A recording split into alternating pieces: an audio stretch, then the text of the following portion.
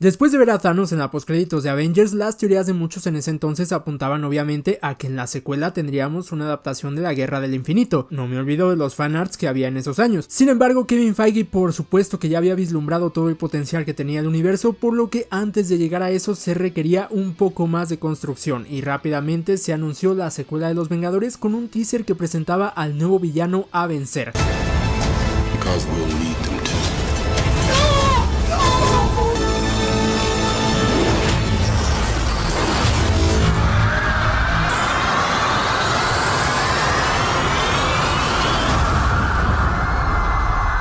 A mí este anuncio me volvió loco, pues Ultron es de mis villanos favoritos de los Vengadores y no solo mío, también de Joss Whedon. Él estaba muy emocionado por utilizar al personaje en una película que apuntaba a ser más oscura e íntima, como bien nos dejaba ver su primer tráiler, pero como seguramente lo habrán notado, al final la peli no fue tan así, siendo este otro caso más de publicidad engañosa como con Iron Man 3. Y es que por lo mismo de que Feige ya tenía en mente cómo iba a continuar todo esto, esta película sería clave para presentar todo lo que se venía, así que más que dejar a Whedon hacer su película, se encargaron de meter mano en todo lo que fuera necesario para el futuro del UCM, entorpeciendo un poco la idea inicial.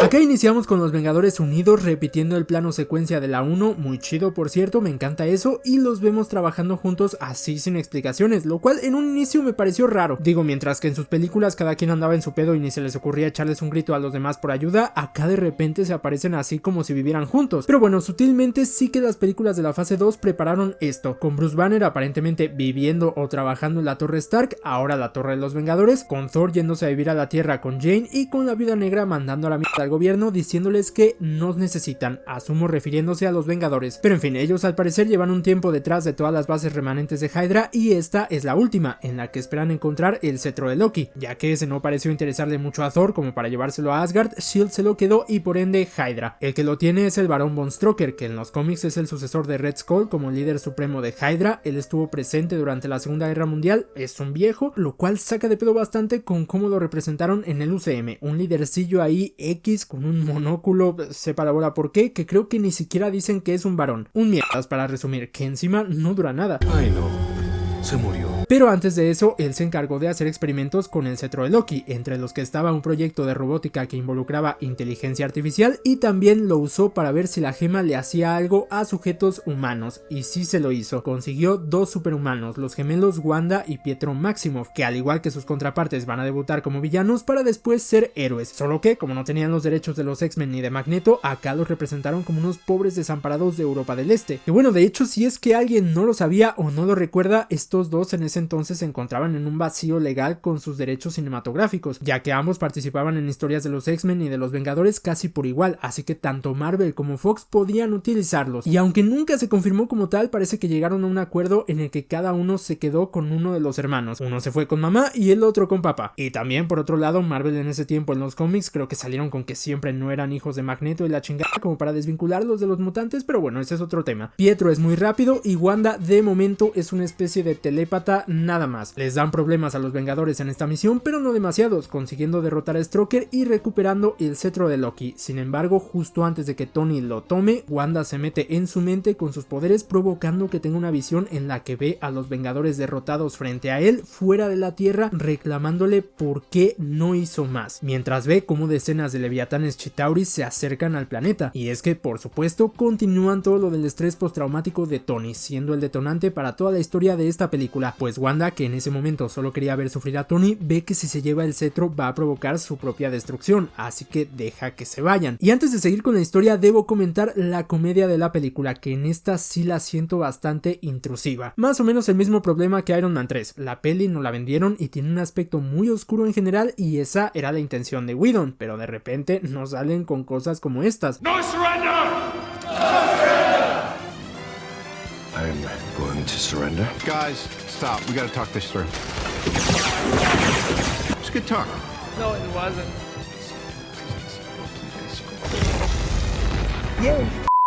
que desentonan mucho, la verdad. Como ya acabaron con Hydra finalmente, sin saber que en paralelo una serie los tendría vigentes por mucho más tiempo, tomándose muy en serio lo de las cabezas, los Vengadores deciden celebrar. Van a armar una fiesta en la torre después de curar a Clint, que casi se nos muere, con una máquina super ultra mega avanzada generadora de tejido. Y mientras también Tony checa el cetro y lo que estaba haciendo Strucker con él. Se da cuenta de que estaba intentando crear una inteligencia artificial y resulta que igual él tenía por ahí un proyecto del mismo tipo llamado Ultron. ¿Cómo que Hank Pym no creó a Ultron? Empezamos mal. Aunque bueno, era obvio que no iba a ser así porque a Hank Pym todavía ni lo conocíamos, pero es que Ultron es de él. Todo lo que lo hace Ultron viene de Hank Pym. De hecho, bueno, la cabeza es de una hormiga literal, aunque al rato hablamos del diseño que también da para hablar. Entiendo que tenían que adaptarlo y que realmente no queda tan mal que lo haya hecho Tony Stark, pero al menos para mí esa fue la primera decepción. En fin, Tony ideó este proyecto como una forma de proteger a la Tierra. Básicamente es como una evolución de su obsesión por crear armaduras, crear una inteligencia artificial suprema que sirva como un escudo gigante. ¿Cuál era tu coeficiente intelectual? Y en serio, yo me pregunto que nadie vio Terminator, o sea, ¿no les queda claro que esto eventualmente nos va a superar y reemplazar? Creo que no. Tony, por lo mismo de que no quiere sermones, no le cuenta a nadie más que a Bruce y juntos se ponen a crearlo, consiguiendo desde el inicio lo peor que podía pasar. Ultron nace y lo recibe al mundo virtual Jarvis. Él rápidamente aprende todo lo que puede del mundo, comparándolo con su programación y misión, la paz, ve que todo es sumamente contradictorio y de inmediato se corrompen sus directrices, provocando que le meta unos viruses o algo a Jarvis mientras se crea un cuerpo y se pone a ver Pinocho al derecho y al revés y se ve que le fascinó. Portarse mal es divertido.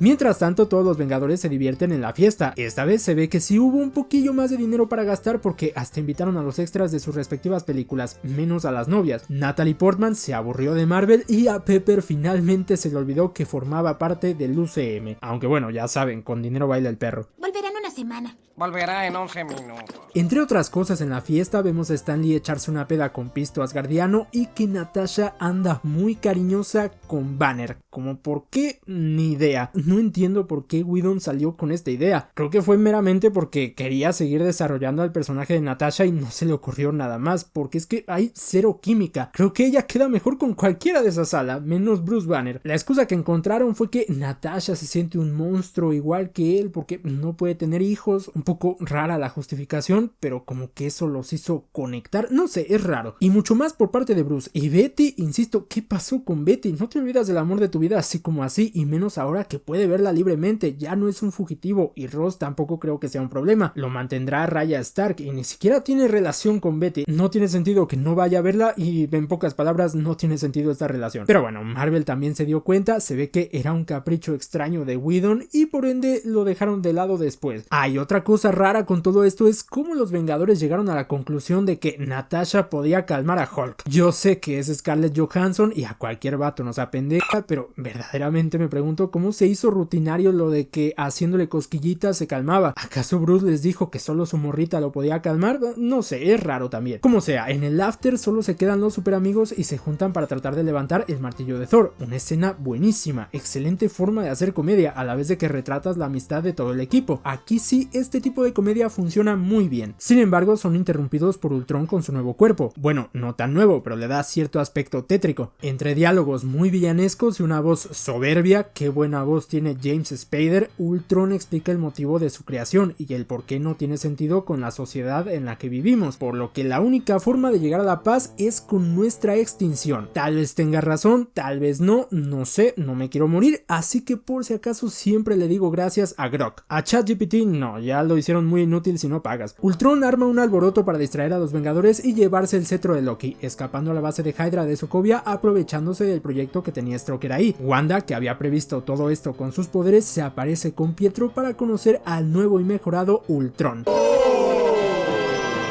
Era mejor mi diseño. A ver, ¿recuerdan que les dije que el teaser de la peli me volvió loco? Bueno, en parte también fue por ver ese casco, se veía increíble, estaba adaptado 100% fiel al Ultron de toda la vida. Recuerdo también que esta imagen rondaba por internet en aquel entonces y la verdad no sé de dónde salió, pero este diseño lo veía y decía, ¡buah! Se va a ver bien perro en la peli. Hasta que aparecieron las primeras fotos del set. A ver, obviamente entendí que el señor achicopalado solo servía de referencia, pero esa cabeza se veía muy fea y cuando apareció el primer tráiler no hizo más que confirmármelo, no me gustó nada. La razón del por qué hicieron a Ultron así es porque querían que fuera expresivo, algo que no entiendo para nada, pues Ultron es un robot, técnicamente no tiene emociones, no tiene por qué ser expresivo, parte de su encanto es ese aspecto frío e inerte. Según eso no quedaba bien en pantalla, pero a ver, no sé ustedes, pero a mí las escenas donde aparece con el cuerpo demacrado o cuando usa sus androides para hablar me funcionan a la perfección. No tiene por qué movérsele la cara, con que le parpadee la luz basta y sobra. Además de que la mayor parte del tiempo no parece Ultron, solo cuando se enoja se le abre la boca para ver la característica forma de su cabeza, pero como digo, no es todo el tiempo. Y otra cosa respecto a esto de que lo hicieran más expresivo es que un errorzote de la peli es su personalidad. Si bien el de los cómics también hereda una personalidad de Hank Pym, que por sus pedos mentales lo hacen aún más interesante, acá se pasaron. Parece un güey que lejos de tener un sentido lógico del por qué está haciendo lo que hace, se siente como un vato que es consciente de que es un supervillano y es malo, muy malo, por lo que tiene que hacer cosas de malo para dejarnos claro lo malo que es, sin mencionar su sentido del humor, nada propio de un robot. ¡Pepito! ¡Voy a ser un artista! Ultron la verdad fue muy decepcionante para mí, lo único que rescato de él es su voz y sus diálogos cuando se pone filosófico o referenciando a Pinocho, que ambas cosas son muy buenas. Volviendo con la historia, Wanda y Pietro quieren aliarse con Ultron para vengarse de los Vengadores, valga la redundancia, pero más que nada de Tony Stark, pues cuando eran niños, como vivían en Sokovia, un país ficticio conflictivo, pues era común que si salías por las tortillas te cayera un petardo. A ellos les pasó, pero en su casa, matándoles a los padres, y como el petardo tenía el nombre de Stark, pues le agarraron tirria a él, y por eso mismo aceptaron ser sujetos de prueba para Strucker. Yo diría que lo más lógico sería ir en contra del gobierno de los Estados Unidos o quien fuera que lanzara el misil antes que Tony Stark. Digo, es como si a mí me mataran a alguien con un Mercedes y yo fuera a hacérsela de pedo al CEO de Mercedes, pues el que culpa tiene, ¿no? Pero bueno, tan chavos, así que se unen a Ultron para llevar a cabo su plan. Mientras tanto a Tony le llueven miradas juzgadoras y comentarios del tipo ¿tú estás pendejo o qué, hijo? A lo que él se defiende explicándole su miedo que le quedó a raíz de la batalla de Nueva York, y el Cap le contesta con una frase de esas de las GOT que agarraría aún más significado después. How are you guys planning on beating that? Together. We'll lose. And we'll do that together too. Algo muy chido de esta peli es que envejeció como el vino, respecto a los cientos de cosas que plantaron aquí para el futuro, que en su momento tenían cero importancia pues no conocíamos todo el panorama, pero después de Endgame muchísimos diálogos tendrían mucho más peso. Y hablando de introducir cosas a futuro, tenemos nuestra primera mención a Wakanda, porque Ultron está buscando Vibranium y el único que tiene es un ladrón que se metió hace tiempo a conseguir un poco, y Ulysses Klaue, un villano que aquí sí he de decir que adaptaron mucho mejor que su contraparte. Andy Serkis le da mucha más personalidad. ¿Pero quién es Abraham Lincoln? Ultron se le aparece para quitarle su Vibranium y como es un vil ladrón, ya saben, se le tiene que mochar la mano al que robe y punto. No habla literalmente, ¿o sí, candidato? Claro. Ultron nuevamente necesita una distracción para seguir con su plan malvado, así que hace que Wanda le haga su podercito a cada integrante, menos a Tony, que ya se lo hizo, y a Clint para no repetir la situación con la peli pasada. Y acá es muy curioso ver cómo todas y cada una de las visiones que Wanda provocó se acabaron cumpliendo. La de Tony es totalmente la derrota que tuvieron en Infinity War, la de Thor es el Ragnarok, aunque acabó siendo más colorido y divertido de lo que esperábamos, la de Natasha muy a lo Silencio Hill también pasó, el Cuarto Rojo y su pasado eventualmente volvieron tras ella, y la de Steve volviendo a su tiempo para bailar con Peggy también, aunque curiosamente esa visión fue para bien. ¿O no? Y me encantaría saber cuál fue la visión de Bruce Banner, perdieron la oportunidad de explorar más de él, aunque bueno, se me ocurren un par de cosas que podrían volver loco a cualquiera. Hulk se descontrola y dato curioso, acá pretendían usar al Hulk gris, esto lo sabemos gracias a Funko, lo iban a hacer como una simple referencia, pero al final mejor decidieron dejarlo solo con ojos de grifo y guardárselo del gris para después. Y bueno, tenemos una pelea fanservice muy esperada, pues Tony y Bruce, previendo que algo así pudiera pasar, crearon a Verónica, o mejor dicho, la Hulkbuster, que se avienta un tiro con Hulk en Johannesburgo bastante fresco, muy buena la pelea. Y este encuentro con Ultron, además de toda la destrucción que causó Hulk, deja a todo el equipo mal, así que en lugar de regresar a la torre a ser presas de la opinión pública, Hawkeye, el único cuerdo, los lleva a un refugio, su casita de campo donde conocemos a su familia. ¿Te casaste con Elastigirl? El caso de Hawkeye es curioso porque en ese ese entonces se sabía que un Vengador iba a morir en esta película, literal lo dijeron así como así, y absolutamente todos ya tenían el nombre de la lápida, a lo que el pobre Jeremy Renner salió todo triste a decir que no, ¿cómo creen que su personaje aún tenía mucho que dar? Y bueno, se refería a esto, pese a que en la peli pasada se podía creer que él y Natasha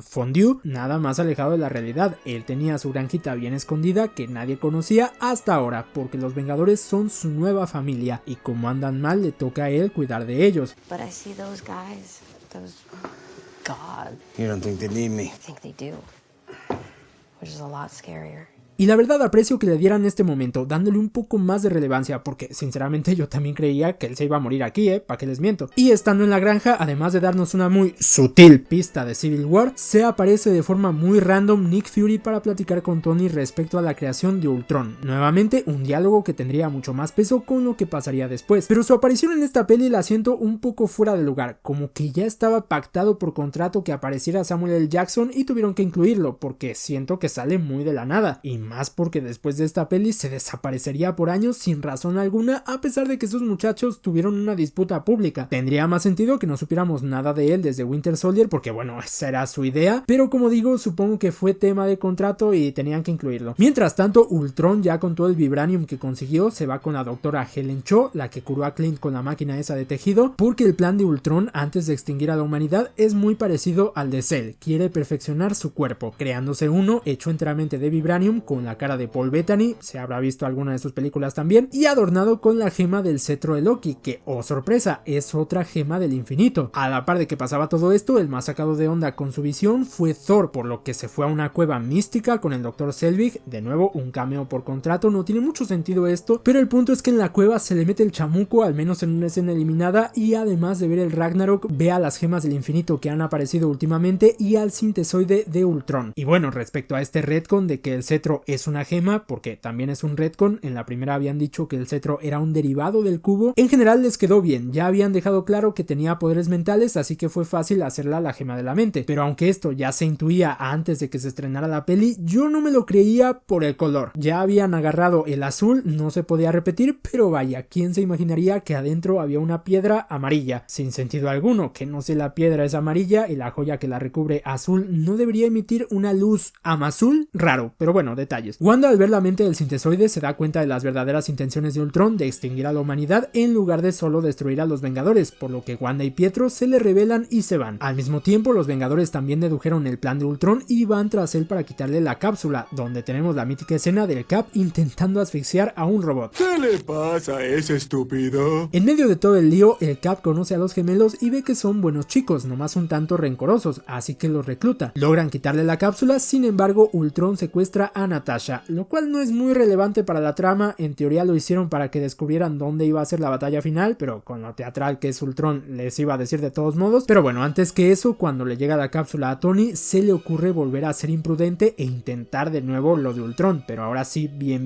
y con Jarvis, que en realidad no estaba muerto, sino que logró esconderse en el mundo virtual y todo este tiempo él ha estado evitando que Ultron acceda a armas nucleares, nenes. Así que Tony cree que esta es la buena, Bruce, aunque sí se lo piensa, le hace caso, pero Steve no está nada de acuerdo y ellos tampoco con lo de los nuevos reclutas. Se arma una disputa entre todos hasta que llega Thor y con un rayo completa la energía que hacía falta para la creación del sintesoide, dándole a luz. ¿Ya soy padre acaso? De hecho, un detalle muy cagado es que Vision, al ver que Thor tiene capa, también se hace una. En la peli no te lo explican nada bien y menos en español, pero deciden nombrarlo Visión porque Thor tuvo una visión con él y las gemas del infinito, vio que él era importante, además de ser también la visión de Ultron sobre alcanzar la perfección y la visión que Tony tuvo en un inicio con Ultron, paz en nuestros tiempos. Por eso se llama así. Él tiene la voz de Jarvis y salió tal cual lo esperaba Tony, tranquilo, lógico, se ve que ama la vida, las cosas sencillas y aunque todo el equipo tiene cierta desconfianza, se les quita en cuanto lo ven levantar a Jonathan. reitero, excelentísima escena la de la fiesta. No solo sirvió para hacer comedia o mostrarnos la amistad entre ellos, sino también fue un punto crucial para el clímax de la peli. Bien ahí, Whedon. Como les mencioné, gracias a Natasha se enteran de que la batalla final será en Sokovia porque Ultron, después de que le robaran su juguete y a sus lacayos, está triste. En efecto, se hizo canon el Ultron achicopalado. Así que pasamos directo al plan de la extinción, y es que Ultron usó más del vibranium que se robó para construir una estructura subterránea imposible de construir en una semana debajo de todo Sokovia para convertirla en una ciudad flotante que sirva como meteorito. Así extinguirá toda la vida en el planeta y solo quedará él. Y de las pocas cosas buenas que nos dejó What If fue la continuación de todo esto si es que le salía bien, que una vez Ultron erradicara la vida en el planeta lo haría en todo el universo y milenios después reflexionaría sobre sus acciones. Creo que me excedí. Ah, y por cierto, también se cambió de cuerpo a uno más falso. Durante este revisionado del UCM me he estado preguntando dónde comenzó la debacle visual y pues fue aquí. Lo que es el Ultron Mark III y el Mark 45 de Iron Man se ven bastante mal. Por primera vez Iron Man se veía falso, casi un crimen tomando en cuenta sus primeras películas. Y nomás son ellos dos, con todo lo demás de la peli no siento que haya problema, pero como que esas dos armaduras no tuvieron tiempo de pulirlas bien. Y bueno, se da la batalla final en Sokovia mientras que Tony busca una forma de neutralizar el plan de Ultron y la única factible es destruir la ciudad, lo que implica que todos se mueran, por lo que no parece una opción hasta que aparece Nick Fury con un helicarrier sacado del culo solo si ves las películas. O sea, en el canon oficial sí está medio sacado del culo, pero en aquel entonces a Agents of S.H.I.E.L.D. se le consideraba canon y ahí se encargaron de explicar esto. Coulson quedó como director de S.H.I.E.L.D. después de lo que pasó en The Winter Soldier y él tenía un proyecto oculto secreto que consistía en reparar el helicarrier que vimos en la 1 en caso de una posible emergencia, por lo que este helicarrier extraoficialmente es un regalo de Coulson. Pero vuelvo a repetir, la serie no es canon. En las pelis S.H.I.E.L.D. dejó de existir desde 2014 y de hecho este helicarrier no lo volveremos a ver nunca. El helicarrier lo usan para evacuar a toda la ciudad y en lo que la dejan vacía deben proteger el centro para que ninguno de los Ultrones la deje caer prematuramente. En una pelea buenísima donde vemos a todo el equipo junto en tomas muy épicas y sobre todo el que más destaca es Visión, que está rotísimo. Está hecho de vibranium, puede volar, se hace intangible, lanza rayos láser, sepa la bola porque tenga tantos poderes, quizá por la gema de la mente, y de hecho eso lo hace aún más roto que su contraparte, porque acá tiene una gema del infinito. En los cómics creo que es una piedra solar o algo así. Técnicamente es el ser más poderoso que han presentado hasta ahora y en esta peli afortunadamente sí impone, porque en las siguientes le meten un nerfeo puerquísimo. Un par de chistes malos después, los Vengadores prácticamente ganan la pelea, aunque perdieron de vista al Ultron principal y eso les salió caro, porque Hawkeye, tratando de salvar a un niño menso, casi es alcanzado por la metralleta del Quinjet que se robó, pero es salvado por Pietro. Pues no, cuando dijeron que se iba a morir un Vengador, créanme que jamás pensé que iba a ser su debut y despedida. Pero bueno, Marvel prefirió quedarse con la bruja y Fox con Carrerín, y fue una muy buena decisión de parte de ambos. Este sería el primer golpe que recibiría Wanda de la putiza que le va a meter Marvel a lo largo de todo su recorrido, pero pues qué te digo, lo que le pasa por andar de rencorosa. Total que la ciudad explota y solo queda un Ultron, que Visión confronta con su ideología completamente opuesta. Bueno, él también cree que la humanidad está de la verga y eventualmente nos vamos a destruir, pero aprecia la vida por lo que es, algo finito, deshaciéndose de Ultron para siempre porque igual previamente le desconectó el wifi, que a ver, si fueran 100% fieles a cómo es Ultron, ni de pedo debería de estar muerto. Deshacerte de Ultron es como querer desaparecer algo de internet, una vez arriba se va a quedar ahí para siempre, pero acá al parecer sí se murió. A menos que... Por otro lado, Hulk, después de ver la destrucción que provocó en Johannesburgo y como todos le temían, tras quitarle el Quinjet a Ultron Prime, decide quedarse ahí para irse al espacio a buscar un lugar donde sí lo quieran. Y ya, por último, por razones que escapan a mi entendimiento, los Vengadores deciden reubicarse en un complejo a las afueras de Nueva York, poniendo la torre en venta. ¿Por qué? No sé, a lo mejor había mucho tráfico en la ciudad, mala ubicación, o quizás si alguien volvía a atacarlos, pues era mejor que no estuvieran en medio de una de las ciudades más pobladas del mundo. Creo que me acabo de contestar solo. Pero en fin, Tony se retira de ser Iron Man por segunda vez, Clint también para pasar más tiempo con su familia, Thor decide irse al espacio a buscar más gemas del infinito preocupado por su visión, aunque bueno, digo yo que mejor debió irse a Asgard enseguida, pero no fue así. Y Steve y Natasha se quedan en los Vengadores liderando un nuevo equipo que a falta de la mitad de los miembros se tuvieron que conformar con los que estaban en la banca y un par de nuevos, de entre los que se pensó meter a Capitana Marvel, así como así, sin sentido alguno, pero por lo mismo de que no tenía sentido, la descartaron. Y como escena postcréditos tenemos una de las peores y quizá la única no oficialmente descanonizada, una adaptación de la cancioncita esa de Thanos, Thanos, ¿estás ahí? Me estoy poniendo los tenis. Y digo que puede estar descanonizada porque en Infinity War nos cuentan cómo consiguió el guante y evidentemente no fue como lo vemos aquí. Pero si de postcréditos hablamos, mejor hablemos de la chida, la que solo los olds conocerán.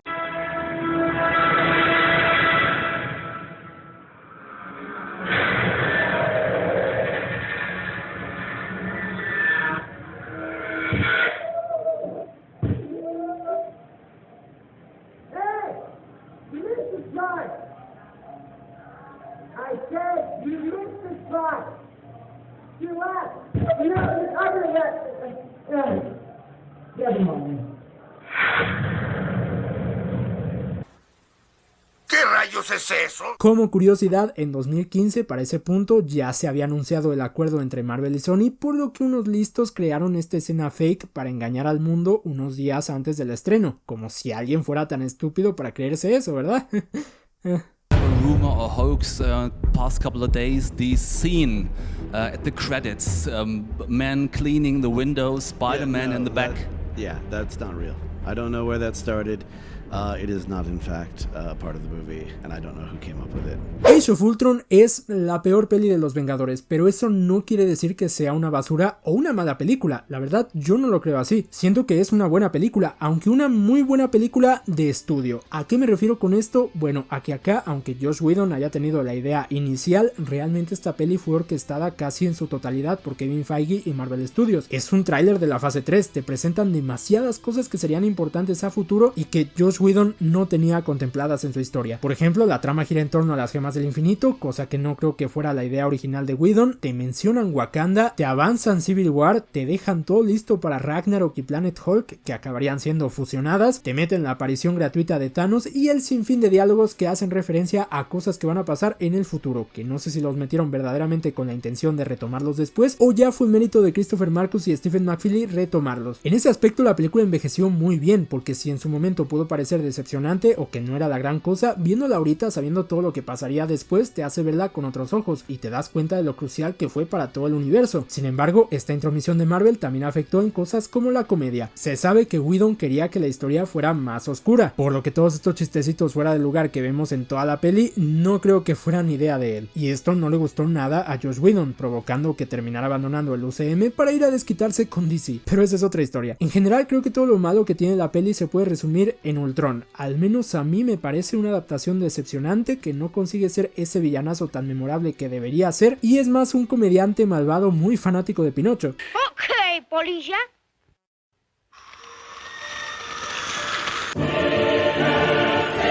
Que ese es otro punto malo de la peli, como les venía diciendo, la comedia Marvel, que a ver, a mí no me molesta la comedia Marvel, siento que en general sí saben usarla en otras películas, pero aquí sí hay muchos chistes que desentonan. La historia trata de ser más oscura, pero luego la contrastan con cosas como estas que no vienen al caso. I am Thor, son of Odin. I am running out of things to say. Are you ready? En cuanto a la banda sonora, que siempre me gusta hablar de eso también, acá no volvió Alan Silvestri como compositor, creo que no le quisieron pagar al señor y lo reemplazaron con Brian Tyler, que después llegó a ayudarle Danny Elfman, sí, el creador de estas joyotas, pero que últimamente ya no está en su momento. Afortunadamente la banda sonora es continuista con la pasada, haciendo un remix del tema de los Vengadores que está decente, pero muy por debajo del trabajo de Silvestri. Y también por comentar algo de las nuevas adiciones a los Vengadores de Visión, ya les dije que esta peli es la única en la que impone, así que muy bien todo lo visto de él, su origen está muy bien adaptado y por otro lado los gemelos creo que no dieron una muy grande impresión, al menos de momento. De Pietro pues ya fue imposible ver más, pero Wanda mejoró muchísimo, de lo mejor que tuvimos en la fase 4, pero eso, hasta la fase 4. Acá aún no exprimían todo su potencial. En fin, Age of Ultron podrá no ser una película perfecta, pero de que hizo muy bien su trabajo, lo hizo, impulsar a la fase 3. Más que centrarse en ser una una película ultra sobresaliente que funcione por sí misma, es un capítulo más de esta serie que es el UCM, uno crucial que deja todo en su lugar para que el universo siga el camino correcto. En fin, dime tú qué opinas en los comentarios, dale like si el video te gustó, suscríbete y dale a la campanita para más videos hablando de cosas frikis, no te olvides de seguirme en mis otras redes sociales, yo soy Alex y nos vemos en el próximo video.